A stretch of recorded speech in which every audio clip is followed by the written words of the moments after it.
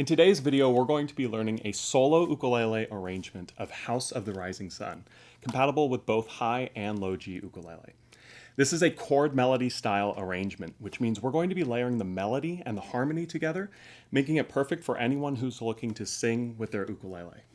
We're going to introduce some right hand technique concepts using melodic picking with the thumb, as well as some fretting hand concepts of simple bars moving up and down the neck. This makes this lesson perfect for any player who's looking to explore the chord melody style, moving up and down the neck on their ukulele journey. Let's go and dive in. We're going to start with the thumb picking technique. Now it's going to look something like this. I call this melodic picking because it's going to allow us to play the melody of the song, sort of like a vocalist would sing it. To do this, go ahead and take your thumb on your playing hand and practice with your open strings, just striking all four of them, just like this. But there's a trick to it. This technique is actually called a rest stroke, and the reason is because as I strike the strings, I'm going to rest my thumb on the string after I strike. So starting here, striking the G string, I'm going to strike the string and let it rest on the C. Then I'll strike the C, let it rest on the E. Now I'll hit the E, let it rest on the A. Now once I hit the A, there's nowhere to rest. But you kind of just imagine that there's an imaginary string right here. Try to not bring it super far down, keeping it contained. Sometimes we're going to be striking all four strings for more of a chord sound. Other times we're going to be striking just a single string. So go ahead and practice striking different strings with this to try to get comfortable. As far as positioning goes, what I like to do is use my thumb around over the sound hole. Now this ukulele has got an interesting, very cool sound hole, but you can imagine right here where the fretboard would meet the sound hole of the ukulele is sort of the sweet spot for where you like to strike it. Every instrument's a little bit different. Each player's a little different too, so you might like it with the thumb moving a little bit more down or being more up here over the fretboard. I also like to kind of cup the ukulele using my fingers here, just on the underside like this. I'm pretty tall. I can palm a basketball, so my hands are pretty big. So I just use a very light touch here on the tips of my fingers. My pinky kind of goes in this divot here, the ring and middle, and my index doesn't even touch the ukulele. That's how I do it. Find the fit that works for you though. As long as it sounds good and your thumb is getting a good clean tone, you're doing it right. Now that we know that technique, let's go ahead and dive into how to play this tune. And we're going to start here with the first few bars. Now, the opening of this tune uses what's called a pickup bar. We're going to start by just playing open on the E string. Now, you can see the tab here on screen. You can also download a copy of this tab linked down below, so check that out to follow along. After we've played the open on the E, we're then going to play our first chord, an A minor chord. To do this, take your index finger, place it here on the second fret of the G string, and strum through all four strings, using that technique we just talked about, the thumb rest stroke. After we've played that, we're then going to add the second fret on the A string. But here's a quick note. When you do chord melody style, it's really important to hold down the chords that you're playing until you have to move them. In this case, when I play the second fret on the A string, I'm going to leave this index finger here on the G string so that that tone can continue to sustain. I'm going to play just the 2 on the A, but that is again giving me that resonance as the 2 is being played. Going into the next measure here, we're going to play a C chord. To do that, you see that our index and our middle fingers are currently engaged. Take the ring finger and add it here on the third fret of the A string, removing the index and middle fingers, and then strum through all four strings. What's nice about this is by holding those fingers till the last minute, it allows us to get that sustain so that then when we go through the C chord, it creates that richness in the chord melody style. The next note here is going to go up the fretboard. We're going to go all the way up to fret 7. Go and take your pinky finger and move it all the way to this dot right here. For most ukuleles, it's going to be the third dot. For some ukuleles, it's the second dot, depending how many there are. But we're moving that pinky all the way up to that 7th fret. Go ahead and play that by itself. After this, we're then going to go to the last measure of this stanza, which is going to be our first bar chord. As I mentioned earlier, we do have some simple bar chords going on here, and I say simple, but that doesn't mean they're easy. Bar chords can be a really big challenge for newer players. It took me a long time to get some good tone. The way we're going to play this D chord is we're going to start with the pinky. We're going to take this pinky here at 7, and we're going to slide it down 2 frets to the 5th fret of that A string. We're then going to take the index finger, and we're going to bar it across the 2nd fret of the other 3 strings. Now, when I do a bar, there's a trick to it, and what that trick is you use the fret wire. This wire right here is where we're trying to pinch the string across to create a good tone. If you're behind the wire like this, you see the space that I have with my index finger, the tone is going to sound something like this. And what that means is I'll push harder, and then the tone starts to get there. It's still a little buzzy, right? And oftentimes the intonation can go bad too because I'm pushing harder, not smarter. So the trick to a really good bar chord is looking again here and getting that index finger to hug all the way up to the wire without coming over the top of it. It's really important we don't go over the top because that will also create buzz, but getting right up next to that fret wire is really helpful. If you've never done a bar chord before, another little tip that I have is actually rotate your finger a little bit away from the ukulele, which seems counterintuitive, right? You see how the fingernail's kind of going towards the headstock? But what that does is it lets me scooch it a little bit closer to the wire. So I'm actually not flat on the wire like this. I'm actually rolled a little bit and moved over to get that connection. Remember, you don't have to push very hard to get a bar. But when you're first starting, it might feel like it's a death grip, and that's very normal. Just as you're practicing, try to soften the amount of force that you're using and just get comfortable getting that position right up next to the fret wire. It is okay to take the middle finger and stack it over the index just for a little bit extra oomph. And we're going to play this chord now, 2, 2, 2, 5 for this D chord. This is one of the harder parts of the song if you haven't done a bar before, but a great way to get introduced to the technique. After this, we're then going to play open on the A. Now, if this is hard for you, it's okay to just take the finger off completely. But if you're a player who's a little more advanced and has done some bar chords, I got a little challenge for you. When you play that open A string, I want you to actually get comfortable taking the pinky off and then actually having the finger recess like this so that the A string becomes exposed while you're still maintaining contact on the G, C, and E strings with the index. Again, if bar chords are new for you, I would not recommend trying this, but for someone who's a little more advanced, this is a great way to get that continued sustain of the chord as I play the melody note. And that finishes this stanza. So that we can hear it, here are the first few bars of House of the Rising Sun. Should sound something like this.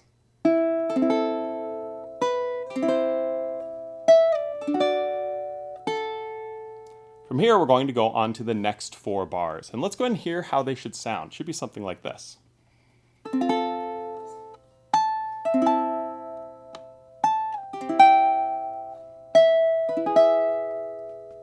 So let's go ahead and get started. We're going to start with an F chord. Take your middle finger, place on the 2nd fret of the G string.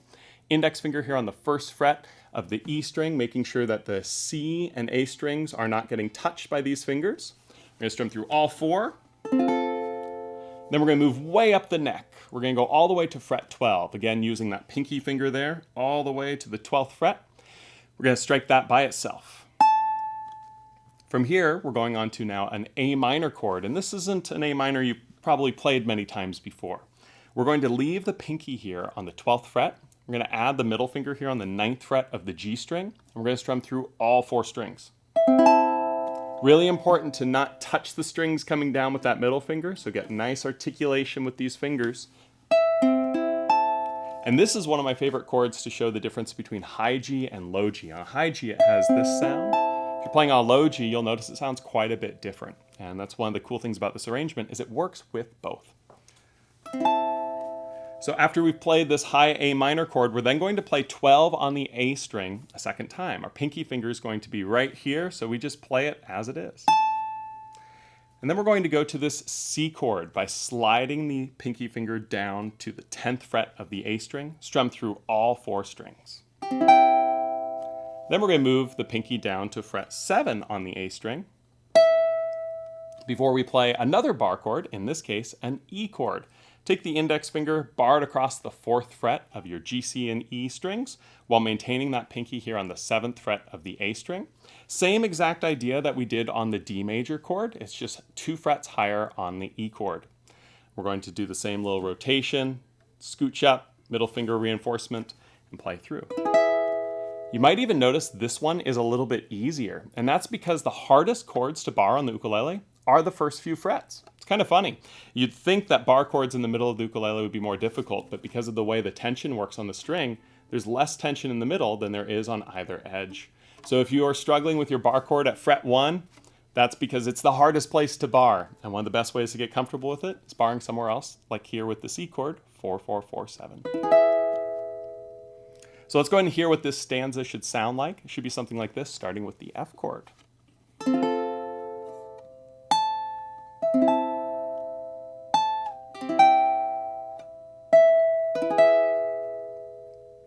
Going into the next stanza here, you'll notice we're going to play an E7 chord, also with a bar.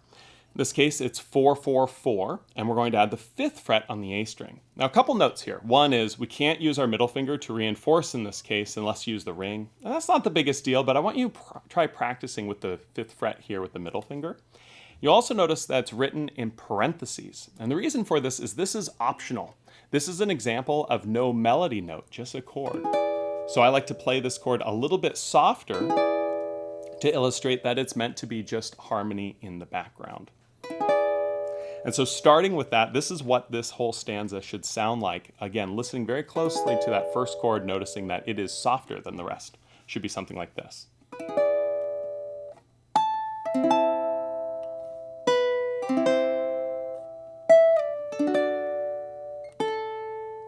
So now to play this, again, we start with that soft E7, and then we jump all the way up to fret 12 again. We're using our pinky, just like we did before, jump that up to the 12th fret on the A string. And then after this, we're going to play that same E minor we did before. Middle finger here on the 9th fret of the G string, 9, 0, 0, 12, strum through. At this point, we're jumping all the way back down to fret 2 on the A string. So to do this, I'm going to use my middle finger on the 2nd fret. And I like to actually visualize this finger right here going to this fret right here. So go ahead and take a look at your middle finger here on fret 9, and then look at the 2nd fret here on the A string, and visualize this finger moving down there. That visualization can really help make this easier as you're going from a very high point to a very low one. After you've played that 2nd fret, we're then going to play a C chord, just adding the ring finger here on the 3rd fret of the A string, strum through all 4. Then we're going to play the 7th fret on the A string. That's going to be your pinky, just like you did before. And you'll actually notice that pinky is going to slide down to 5, just like we did in the first stanza. We're going to add the index finger to bar across the 2nd fret for this D chord. Again, making sure that we get nice and close up to that fret wire without going over it to get that good, clean connection. Strum through all 4 strings. Finally, we'll play open on the A. And again, if you're looking for that challenge, try to take the pinky off and have the finger come off the A string while maintaining the bar elsewhere. If that's too challenging, it's totally fine to take off the hand. Just remember, keeping it on will give you that continued sustain. And so this stanza is going to sound something like this, starting with the E7 chord.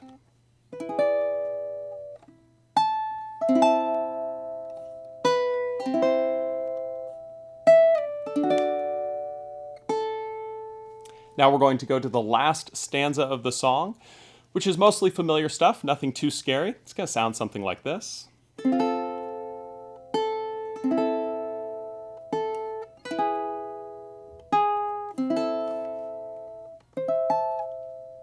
So the way that we're going to play this is we're going to start with an F chord. Middle finger here on the 2nd fret of the G string, index finger here on the 1st fret of the E string. Go and strum through all 4 strings. Then play the open on the A. Then play an A minor by just taking this index finger off. Play the open A again. We're going to go to a bar chord. This is the easiest bar of the song though, because we're going to bar across the 4th fret in its entirety, but we're only going to play our G, C, and E string. So we're going to use that rest stroke concept and stop here on the A string. Notice how I'm resting on that string. It's totally fine to use that middle finger to collapse over the index to give a little extra oomph. But remember, push smarter, not harder. Get right up next to that fret wire. That can help make the connection really good. We're going to play through the G, C, and E, stopping on the A. We'll then play the 4 on the G again. Before the last 2 chords of the song, the hardest chord in the world right here. Just take your index off the ukulele, strum your C, E, and A open. It's an A minor chord. How cool is that? And then for the final chord, we're going to do the same chord an octave higher. Now in music, an octave is 12 half steps. On an ukulele, 1 fret is 1 half step. Therefore, 12 frets is an octave, and an octave is the same note, just at a higher pitch. And that's going to sound like that. All I'm doing here is barring across the 12th fret with my index finger, just like so. And when I do this, I like to pull back a little bit against the ukulele. See how I'm not just pushing, pulling back a little bit to help pinch those strings. Remember that the closer you are to an edge, the harder the bar is. So this 12 is a lot harder than it was at fret 4, just because we're getting closer over here. But it's going to sound like this, striking just the C, E, and A. Alternatively, if you know how to do harmonics, you can try that too, but we'll save that for another video. So that you can hear the last stanza, it's going to sound and look something like this.